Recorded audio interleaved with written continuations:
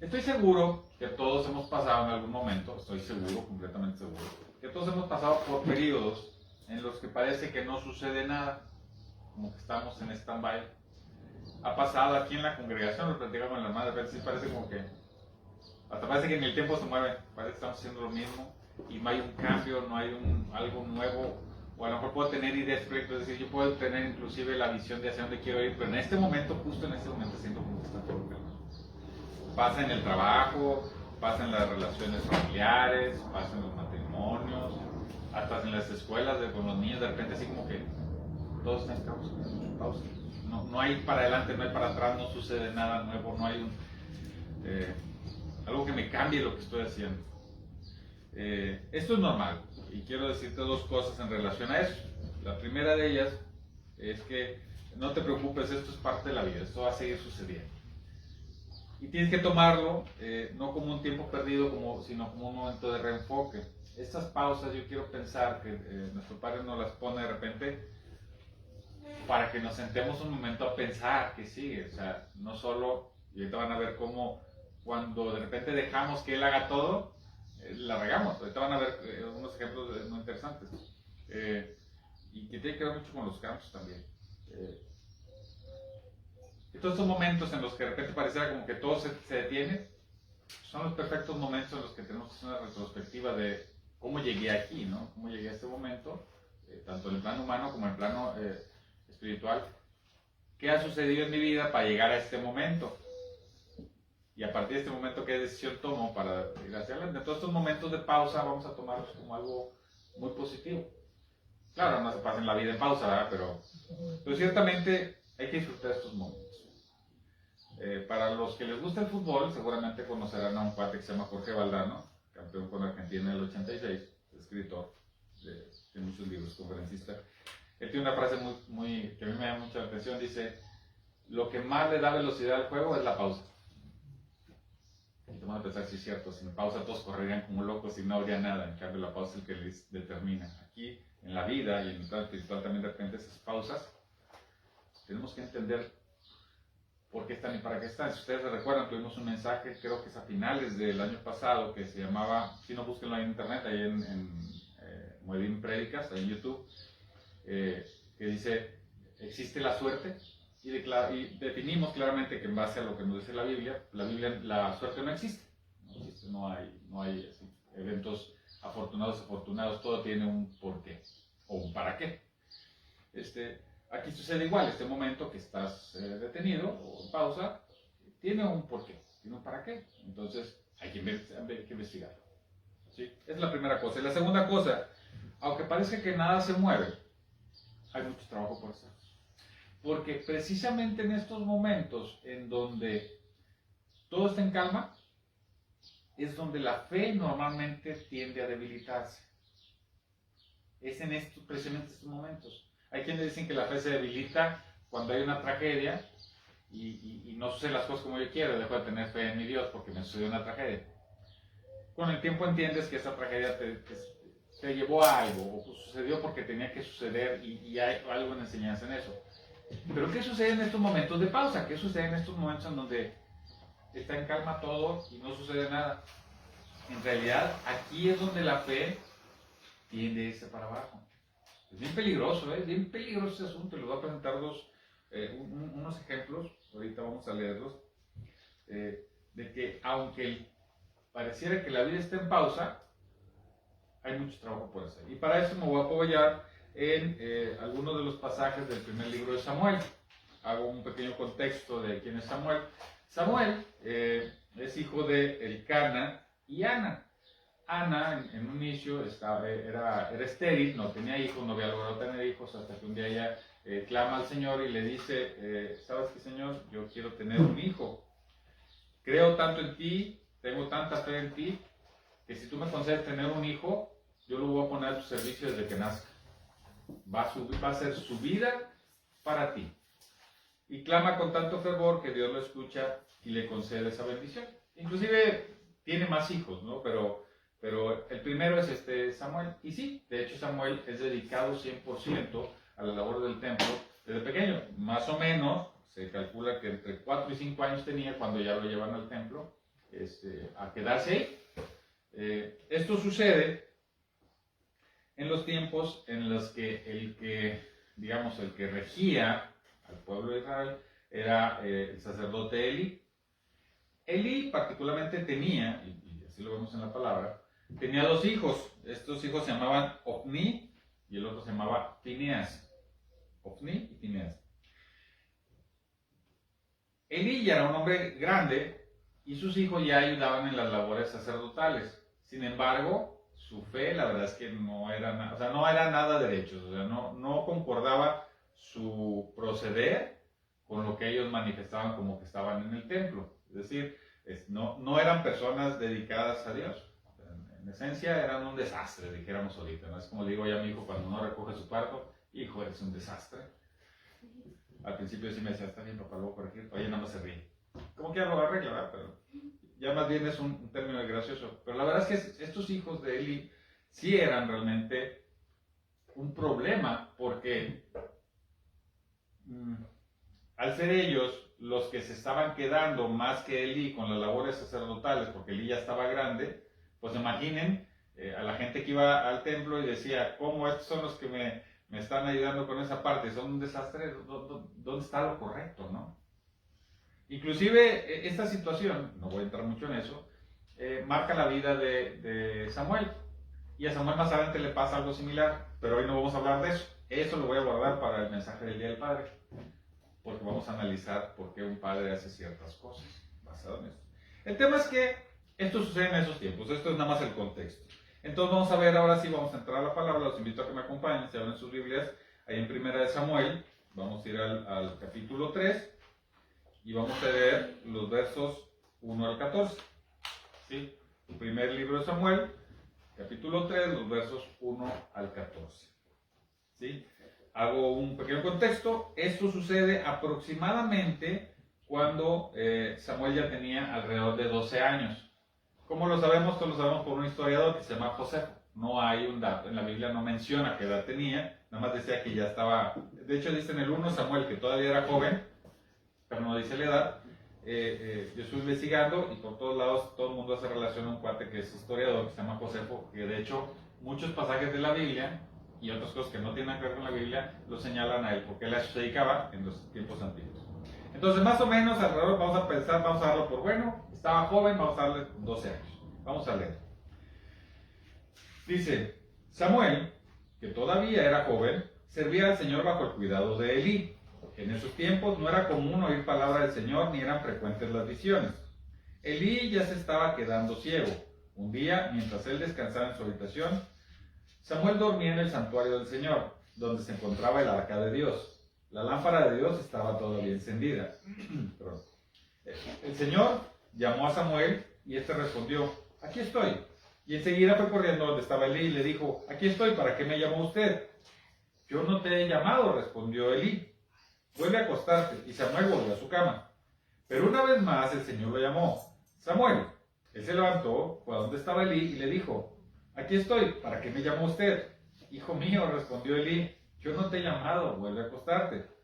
Samuel todavía no conocía al Señor, ni su palabra se le había revelado. Por tercera vez, llamó el Señor a Samuel. Él se levantó y fue a donde estaba Elí. Aquí estoy, le dijo, ¿para qué me llamó usted? Entonces Elí se dio cuenta de que el Señor estaba llamando al muchacho. O sea, 3 veces Samuel escuchó el Samuel, y las 3 veces pensó que había sido Elí. Él no conocía la voz del padre, no había entrado en contacto directo con él. Las 3 veces Elí le dijo: no, yo no fui.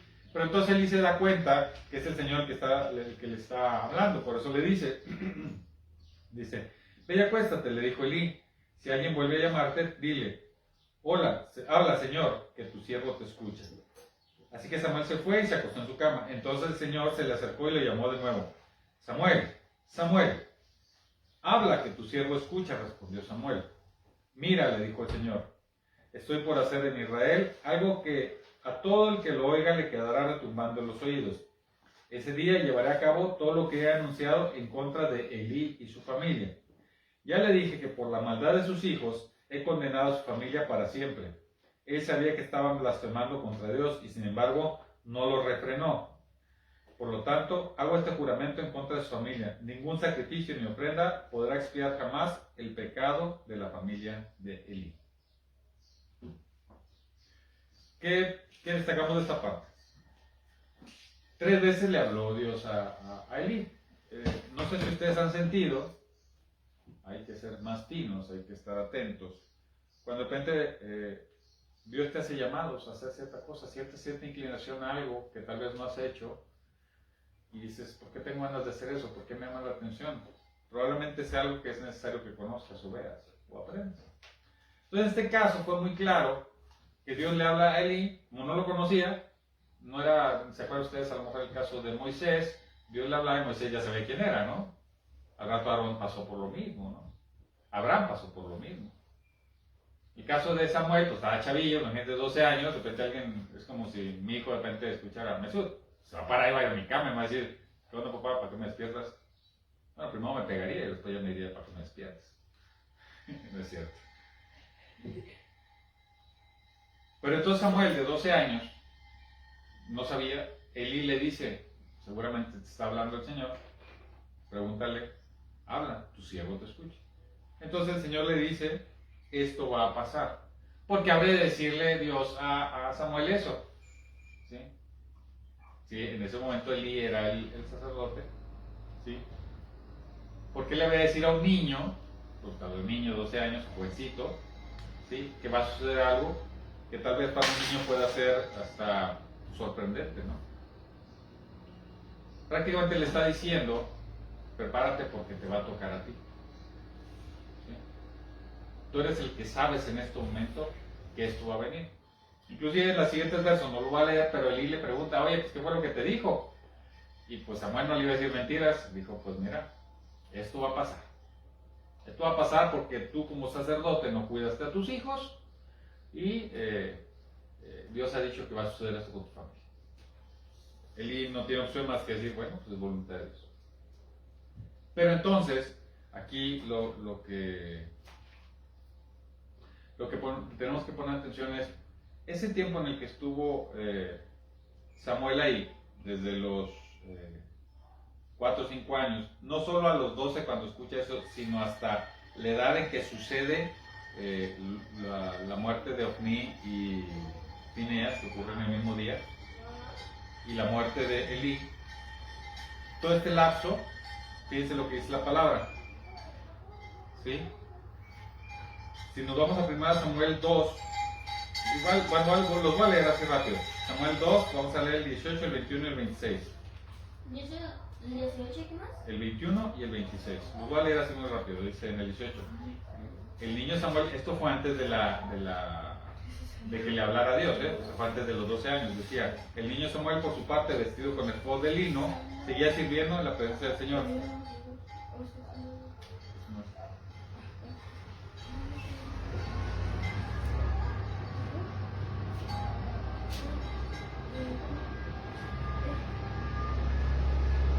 Sí, bueno, sí. Dice el 18, el niño Samuel por su parte vestido en un efod de lino seguía sirviendo en la presencia del Señor. Es decir, él estaba haciendo su chamba. En el 21 dice, el Señor bendijo a Ana de manera que ella concibió a la luz 3 hijos y 2 hijas. Es decir, Samuel que le decía que después de Samuel le dio otros hijos. Entonces, dice, durante ese tiempo Samuel crecía en la presencia del Señor. Y luego en el 26 dice, por su parte el niño Samuel seguía creciendo y ganándose el aprecio del Señor y de la gente. En estos 3 pasajes es el mismo contexto, es Samuel seguía creciendo, ¿sí? Y ganándose el aprecio. Es decir, Samuel no estaba solamente ahí, Samuel estaba procurando crecer. Cuando dice crecer, no solo es crecer en un plano físico, porque ese, pues, tú te sientas y creces y ya. De madurar, ¿no? Exactamente, es un tema de maduración. Tanto la parte del hombre, digo, para que a los 12 años te hayan dado un mensaje tan complejo como el que le dieron, ¿sí? Pero aparte espiritualmente, porque aquí dice, ganándose el aprecio del Señor. ¿Cómo te ganas el aprecio del Señor? Lo hemos visto aquí muchas veces, disciplina antes que sacrificio. Entonces él era, esto hay que hacer, eso así. ¿Sí me siguen? Entonces en un tiempo de pausa para él, como las que mencionaba ahorita al inicio del mensaje, en el que él solo estaba ahí, porque no tenía funciones ni nada, nada más estaba ahí, lo que hizo fue prepararse, y prepararse, y prepararse. Aprender, y aprender, y aprender. Ser obediente. No solo estar ahí. Eso fue lo que hizo. Años más tarde, ¿sí? Le vuelve a suceder a Samuel otro periodo largo de pausa o de espera en la que pareciera que no sucede nada. Y lo vamos a leer a continuación, ¿sí?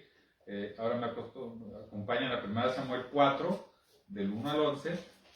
¿Sí? Esto sucede ya un poco más adelante. Ya había muerto Elí, ya habían muerto sus hijos. ¿Sí? Elí estaba ahí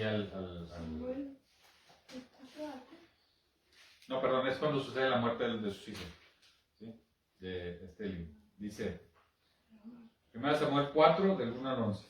Dice, la palabra de Samuel llegó a todo el pueblo de Israel.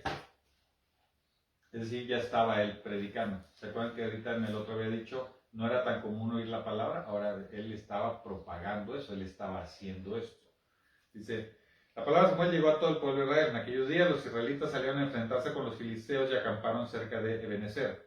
Los filisteos que habían acampado en Afec desplegaron sus tropas para atacar a los israelitas. Se entabló la batalla y los filisteos derrotaron a los israelitas, matando en el campo a unos 4,000 de ellos.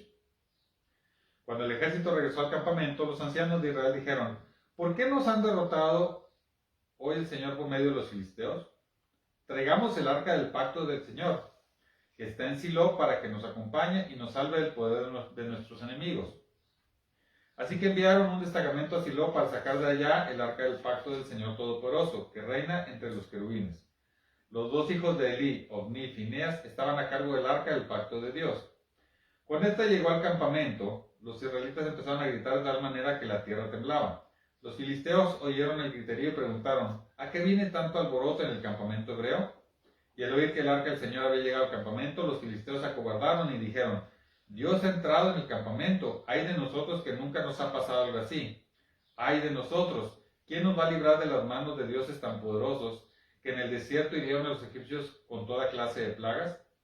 Ánimo, filisteos, si no quieren llegar a ser esclavos de los hebreos, tal como ellos lo han sido de nosotros, ármense de valor y luchen como hombres. Entonces los filisteos se lanzaron al ataque y derrotaron a los israelitas, los cuales huyeron de desbandada. La matanza fue terrible, pues de los israelitas cayeron 30,000 soldados de infantería. Además, fue capturada el arca de Dios y murieron Ofni y Fineas, los dos hijos de Elí. Fíjense lo que sucede.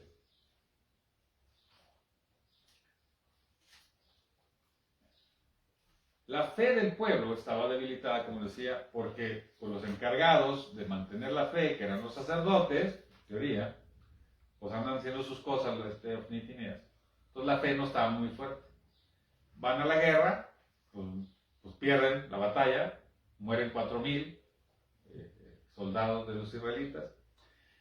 Y entonces dicen, ¿cómo llegamos a perder? ¿Por qué perdimos? ¿Cómo? Pues si somos el pueblo de Dios, ¿cómo que perdimos? Y a alguien se le ocurre, pues vamos, pues bien simple, vamos por el arca, donde está la presencia de Dios, ¿sí? Se la traen, la ponemos en el campo de batalla, pues con eso vamos a ganar. Los filisteos, fíjense, lo primero que hacen cuando ven que eso sucede, de llevar el arca, dicen, no, pues ya caminamos. ¿Y cómo vamos a pelear si ese Dios o esos dioses acabaron con los egipcios, con todo lo que pasó con Moisés? ¿Cómo nos va a ir a nosotros? Pero dicen, pues como que ya estamos aquí, ya no tenemos opción, pues vamos a pelear. Vamos a pelear porque no queremos ser esclavos. Pelean y ganan los filisteos, y no solo ganan, sino es una matanza. 30,000 soldados, 30,000 son muchos, son muchísima gente. O sea, 2 batallas ya han muerto 34,000 israelitas. ¿Por qué sucede esto? O sea, ¿cómo es posible que, teniendo el arca de Dios ahí, en plena batalla, vas a decir? Pensé que ibas a preguntar algo. Sucede por esto, por una razón bien simple. La fe de los israelitas estaba debilitada. No tenían una comunión con Dios. Y pensaron que llevando a Dios iban a ganar. Pongan mucha atención. Tomaron el arca, como un amuleto. Es decir, no era su fe en Dios la que los iba a rescatar en la batalla, sino es, a ver tú Dios, que es un amuleto, tú resuélvelo. O sea, ya ni siquiera es, creo en el amuleto, porque ni siquiera dice eso, o sea, más bien es, tú ponlo y que él trabaje. ¿Cuándo hacemos eso? Hacemos eso cuando nuestra fe está débil. Hacemos eso cuando nuestra fe está débil. Que Dios se encargue y le dejamos la chamba y dejamos de hacer lo que nos toca. Dejamos de hacer lo que a nosotros nos toca. ¿Cuándo sucede esto? Principalmente en los lapsos que yo mencionaba al inicio. Cuando parece que está todo en pausa, es con nuestra fe. Te haces al mundo, te acostumbras a las noticias del mundo. No hay un proyecto, no hay un cambio, no hay un shock. Entonces todo se va menguando. Si tú lo permites, obviamente va menguando. Y eso fue lo que le pasó a los israelitas. Llegó un momento en que su fe era débil. Entonces enfrentan a un enemigo muy poderoso que eran los filisteos. No creyeron que eran el pueblo. Ellos no creyeron que era el pueblo de Dios. Cuando muchos dijeron que Dios saque las papas del fuego. ¿Se fijan? Eso no es creer en Dios. Eso no es tener fe en Dios. Eso es descansar a que Él haga todo. Pero yo entonces lo que me meto. Yo lo dejé. Y eso fue lo que sucedió. Es, ¿cómo? Y todavía los filisteos se llevaban el arca. Fíjense, los filisteos se llevan el arca. Ellos creían más en el poder de Dios que los mismos israelitas. Y solo la sostienen 7 meses. Hasta que dicen, no, ¿sabes qué? Llévaselo por todo lo que nos pasa a nosotros, al ser un pueblo enemigo de los hebreos, nos está sucediendo para mal. Porque su arca está aquí. O sea, ellos le dieron inclusive más valor al arca a los filisteos que los mismos hebreos. Y le hablaban a los hebreos, mandó un mensajero, ven, llévatelo. Y pusieron unos animales de carga y lo pusieron a la entrada del pueblo y los aventaron. O sea, ni siquiera llegaron al pueblo. Es, llévate tu arca. Y te dices, qué oso, ¿verdad? Qué pena que siendo los hebreos, el pueblo elegido de Dios, con el arca en donde por designio de Dios, en teoría descansaba su esencia, era más bien para el efecto de estar con ellos. Que Dios es omnipotente y es omnipresente. Pero esa era la connotación. Y entonces ellos pensaron que estando eso ahí como amuleto, eso les iba a sacar. Técnicamente es lo mismo que cuando decimos, hay una imagen, hay un ídolo de barro o y entonces casi que se lo agarraron como que, pues ahí está, mira con este. Curioso que los filisteos tenían más fe en Dios, que no era su Dios, creían más poderoso a ese Dios que los mismos hebreos. O sea, qué pena, ¿verdad? La verdad tú lo ves esto, ¿cómo caímos en eso? Bueno, yo te invito a que pienses, en épocas de pausa, en épocas de tranquilidad, ¿no te pasará a ti lo mismo? Que como no pasa nada, tú piensas que todo queda igual, pero el mundo te va a comer, ¿eh? O sea, el mundo te va a llamar y te va a arrastrar y te va a jalar y la gente y los amigos, bueno, los compañeros de trabajo, los vecinos, hasta la familia, te va a meter, y como no está pasando nada de proyecto nuevo en tu vida, en el plano espiritual, este mundo te va a ir así como la maleza, ¿no? De las casas, tú dejas una casa y al ratito está llena de hierbas y animalitos. Así es la naturaleza, bueno, así es la naturaleza humana. Entonces, si tú no haces algo al respecto en estos momentos de pausa, te va a comer el mundo. Así le pasó a los hebreos. Y sucedió una tragedia. Después de esto, pasan 20 años para que Samuel vuelva a aparecer. Vamos a leer, vamos ahora a 1 Samuel 7, del 2 al 15. ¿1 Samuel qué? 7, vamos a leer del 2 al 15.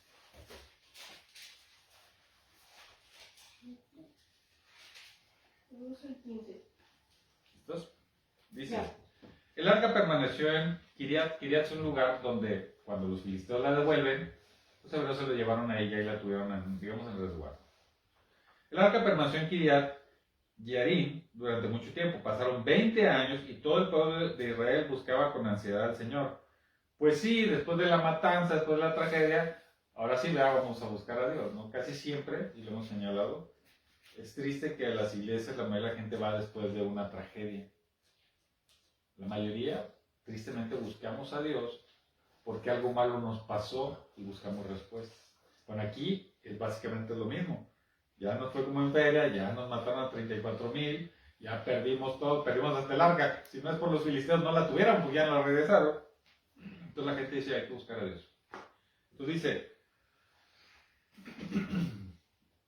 dice todo el pueblo de Israel buscaba con ansiedad al Señor. Por eso Samuel le dijo al pueblo, si ustedes desean volverse al Señor de todo corazón, desháganse de los dioses extranjeros y de las imágenes de Astarte.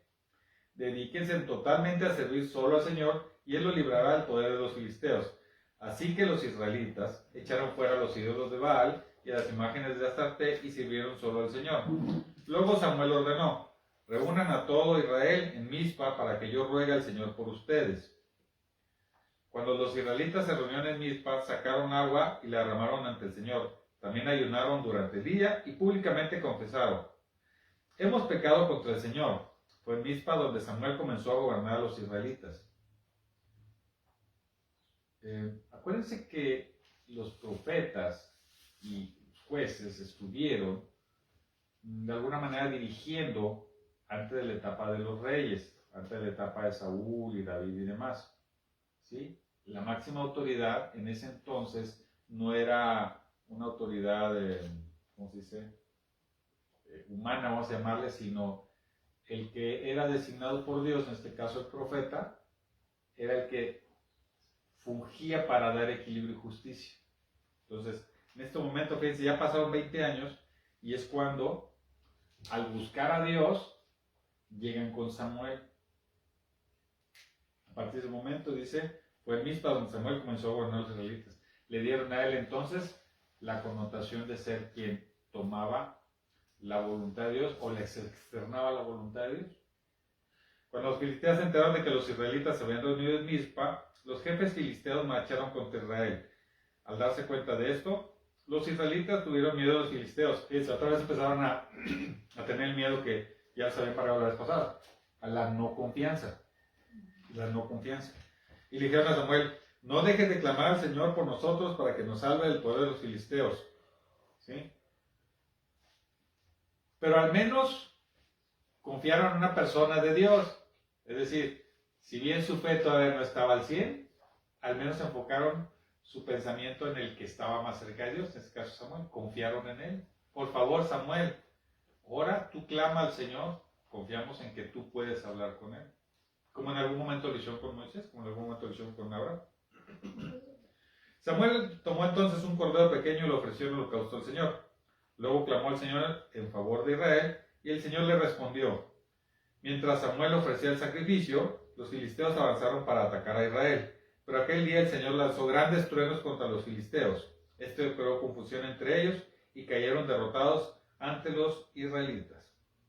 Entonces los israelitas persiguieron a los filisteos desde Mizpa hasta más allá de Bet-Car, matándolos por el camino. Después Samuel tomó una piedra, la colocó entre Mizpa y Sen y la llamó Ebenezer. El Señor no ha dejado de ayudarnos.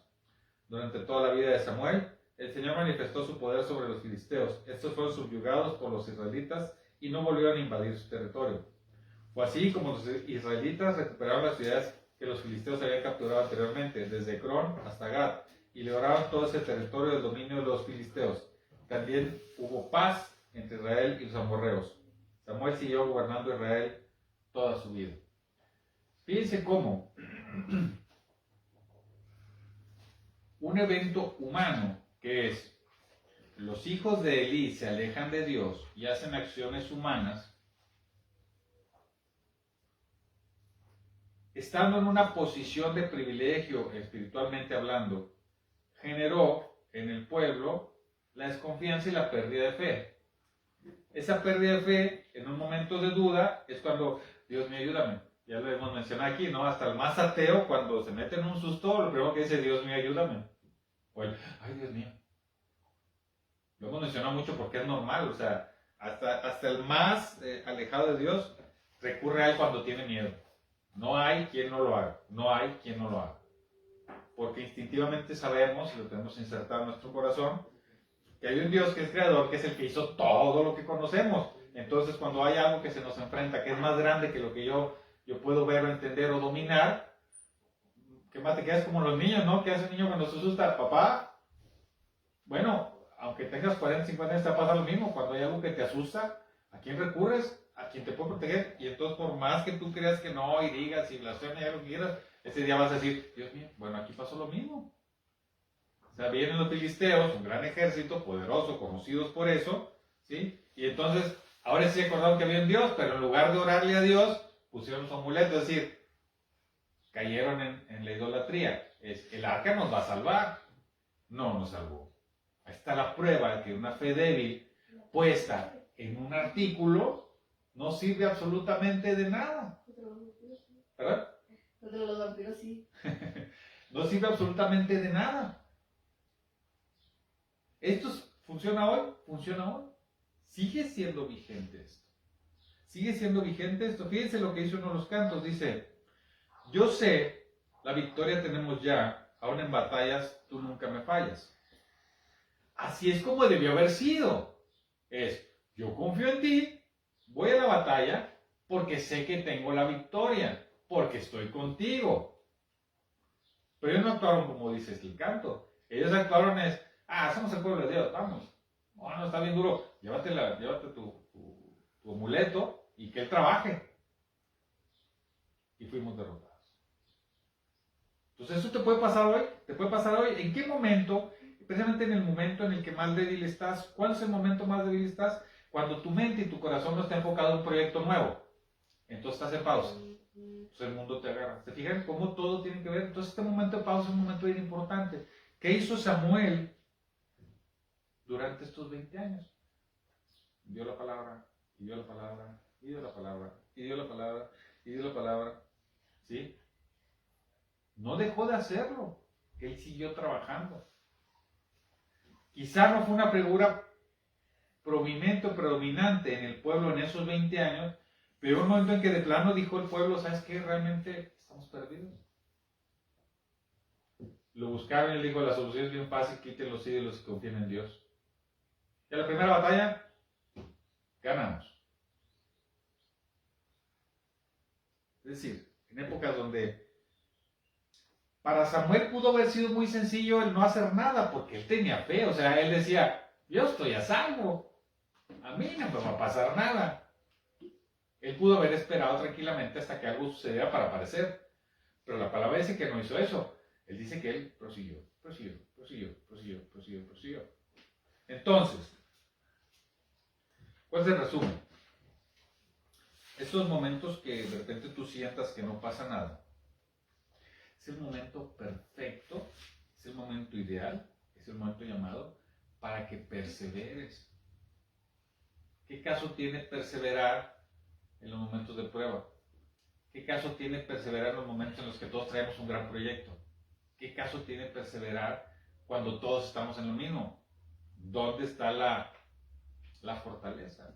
La fortaleza es resistirte a la tentación que vimos hace 4 semanas. Pero eso parte de que tú decidas hacerlo, lo vimos ese día. ¿Cuándo es tu momento más débil? No es cuando tienes miedo. Tu momento más débil es cuando no pasa nada. Es cuando crees que está tranquilo. Increíblemente es el momento más complicado, es el más débil, es el más poderoso para el enemigo para engañarte. Porque tú estás sin prisa, sin preocupaciones, también a la vez sin un reto nuevo. Entonces cuando pareciera que no pasa nada, es cuando más tenemos que estar firmes. ¿En qué? En prepararme. ¿Para qué? No sé qué va a venir el año que entra, lo que ha platicado con Maya y Yamilet. ¿Qué sigue? En este momento no estamos tan seguros qué sigue. Seguimos haciendo cosas, tenemos algunos proyectos. ¿Cómo se va a desenvolver esto? No sé, por lo pronto seguimos haciéndolo. Es como cuando dicen, hay que correr, ¿para dónde? No sé, tú corre, o sea, pero corre con ganas. ¿Sabes que parado te va a ir mal? Córrele. Aquí es igual. Si tú te paras, el mundo te va a empezar a echar raicitas, te va a empezar a echar tierrita, te va a hacer crecer hierbitas. hasta que te agarre. Y tu fe se va a debilitar. Tu fe se va a debilitar porque tu mente va a entender al mundo, va a querer aceptar al mundo. ¿Sigue? Ese es el momento más débil. Ese es el momento más débil. Entonces tenemos que buscar que en ese momento nos ocupemos como Samuel se ocupó. Cuando era niño se ocupó en desarrollarse y en crecer. Y esos 20 años se ocupó en seguir haciéndolo. Tal vez nadie lo peló. Imagínate, 20 años. Vimos un caso similar cuando Moisés. ¿Se acuerdan? 40 años de egipcio, 40 años en el desierto y luego 40 años liderando al pueblo. 120 años. Sí, de los 120, así se lo palabra. Fueron 40 años, 40 años, 40 años. Imagínate los 40 años del medio, desde que se va de Egipto y que anda de pastor.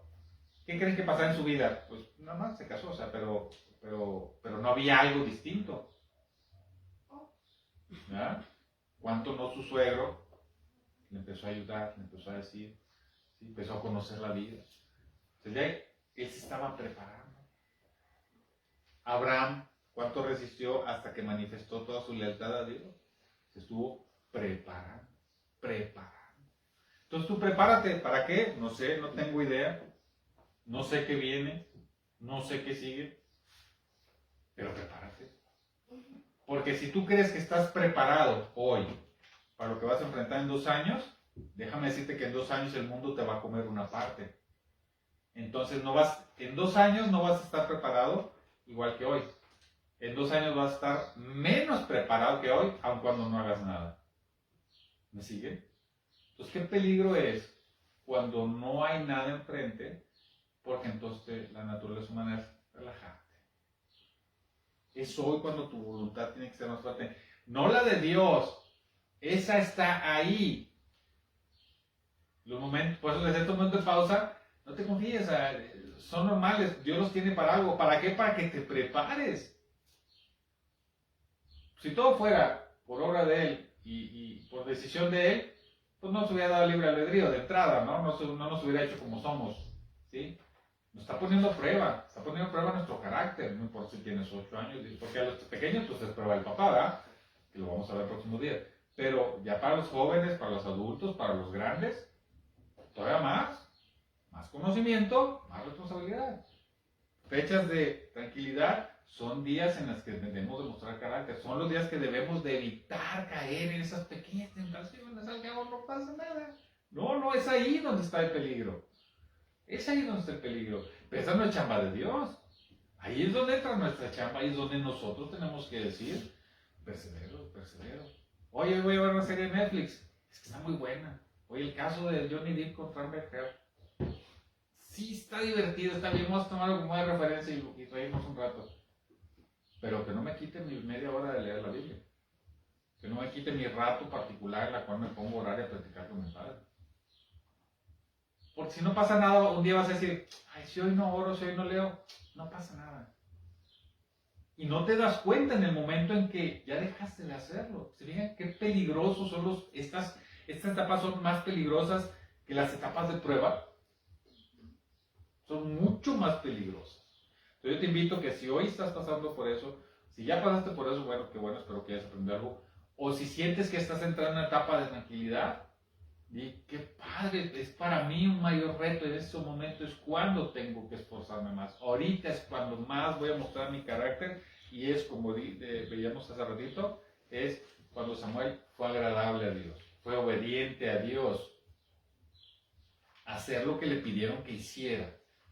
Tú hazlo aunque tú sientas que no hay una motivación, que no hay un proyecto, que no hay un producto de lo que estás haciendo, tú síguelo haciendo. Yo veo a los muchachos, Jared y a Yudiel, ellos siguen tocando y siguen buscando y siguen tratando y son muchachos activos y que quieren comerse el mundo, como se dice, en el buen sentido, pues siempre regresan a tener su momento, bien educados por su papá, por su mamá, y no permiten ese espacio. El mundo les llama la atención, sí, seguramente, no me dejaron mentir, 2 o 3 veces les han de haber dicho, ¿que vas a hacer qué? ¿Que vas a leer la Biblia? ¿Que vas a ver un qué? Porque el mundo no lo entiende, pero es el mundo. Y si un día tú permites también pues sí me voy hoy contigo, vamos a cotorrear un ratito. Ese día perdiste, como los hebreos, Ese día convertiste a Dios en un amuleto. Ya caminaste. No lo permitas, no lo permitas. Tiene que ser tu roca firme, tu fortaleza, ¿sí? Tu mayor aspiración. Entonces tienes trabajo. El mundo está en pausa, tú no. ¿Me siguen? Deje que el mundo esté en pausa, deje que las actividades, las circunstancias, no estén en pausa, perfecto. Tú no tienes pausa, tienes carácter y tienes un Dios poderoso.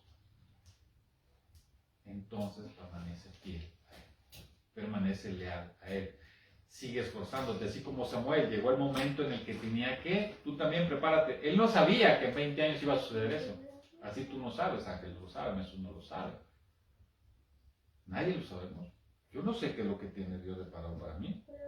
Sé que tengo un propósito, pero no sé cómo lo cumplir. A lo mejor en 2 años voy a estar en Veracruz predicando. No sé, tal vez ese día me va a tocar porque tengo que ir, porque eso sucede. Si Dios me llama, yo iré. Pero seguramente tengo que llegar más preparado. Así como estoy, no voy a estar listo para ese momento. Entonces Él me tiene ahorita trabajándome. Y la buena obra la va a culminar. Pero yo tengo que poner disposición, obediencia más que sacrificio, obediencia. Me sigo preparando. Te invito a que lo pienses de esta manera, ¿sí? Si estás, insisto, por esos periodos en los que parece que no sucede nada, es el momento más peligroso en tu vida espiritual. Pero también es el mejor momento en que manifiestes tu carácter para que nuestro Padre diga, wow. Así como Samuel, Él me agrada, ella me agrada. Lo dejo para que sigan pensando eso. Y ¿cuándo viene siendo el Día del Padre? Para de este al otro, ¿verdad? Más o menos. La tercera semana. ¿Tercera semana? Ah, bueno, entonces vamos a sacar ese mensaje de Samuel y Elí para dentro de 15 días. Va a estar interesante. Pero bueno, nos despedimos de la transmisión. Como dice nuestro director Alabanza, no te olvides, por favor, de compartir este video. No te olvides de compartir este video. Obediencia. No obediencia a Congregación Marín. Obediencia a la palabra. O sea, tú tienes que llevar la palabra. No puedes dejarlo que sea. No dejas que el mundo... Digo, si pasas memes, perfecto. Está bien, es divertido. Siempre y cuando tomes como eso, nada más. Pero todo lo importante que es esto, transmítelo. Por favor, hazle caso a nuestro director de alabanza. Al menos el día de su cumpleaños, hazle caso. Hoy transmite a todos tus compañeros. Ponle ahí like y compartir. ¿Sí? Que la gracia de nuestro Padre nos acompañe. Que inunde nuestras casas con paciencia, con visión, con sabiduría, con discernimiento. A las personas que están sufriendo, con paz, con tranquilidad. Que tengamos una gran semana en el nombre de nuestro Padre. Nos vemos la próxima semana.